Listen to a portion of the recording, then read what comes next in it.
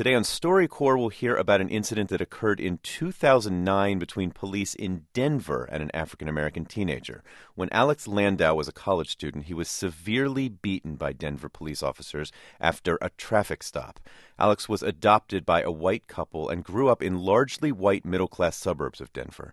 At StoryCorps, Alex and his mother, Patsy Hathaway, talked about how Alex's race has influenced his life and what happened that night when police pulled him over. And a warning, this story contains graphic imagery and language. I was about 4 years old, and a little girl on the playground came up to me and said, "Not all white kids like to play with black kids." You grabbed her and told her, "You don't talk to my son like that." Yeah. The one that hurt me the most. You were 8 years old and outside on a really very hot day, covered from head to toe with a long sleeve shirt.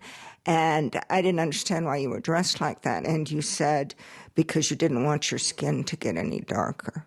We never talked about race growing up. I just don't think that was ever a conversation. I thought that love would conquer all and skin color really didn't matter. I had to learn the really hard way when they almost killed you. Yeah. I was 19 years old. I had picked up a friend, and I noticed that we had red and blue lights behind us. We were being pulled over. The officer explained I had made an illegal left turn and to step out of the car. So I get out of the car first. He pats me down, and then he goes around to the passenger side and pulls my friend Addison out of the car. Addison is white. Yeah, Addison is white. And he had some weed in his coat pocket. So he gets placed in handcuffs. I figure that everything's okay. I'm not in handcuffs. I've already been patted down. Plus, there's 3 officers on the scene. And I had never had a negative interaction with police in my life. So I asked them, "Can I please see a warrant before you continue the search?" And they grabbed me and began to hit me in the face.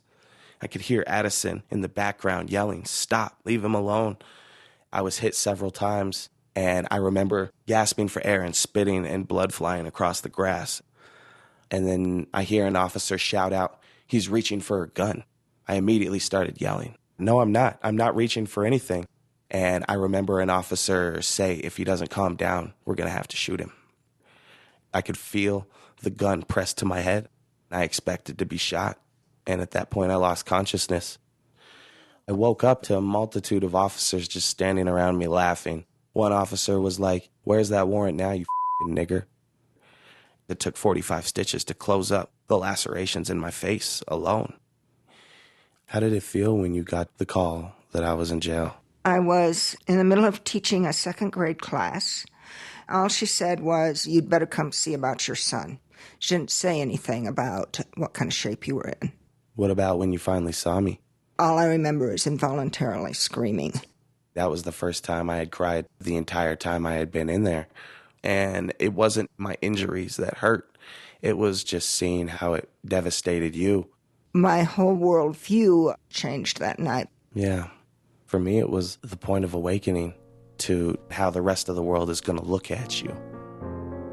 I was just another black face in the streets.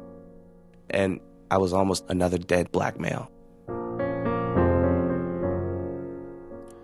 The voices of Alex Landau and his mom, Patsy Hathaway, in Aurora, Colorado. In 2011, Alex was awarded a $795,000 settlement by the city of Denver.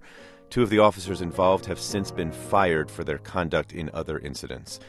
The interview you just heard is archived at the Library of Congress. The StoryCorps podcast is on iTunes and at npr.org.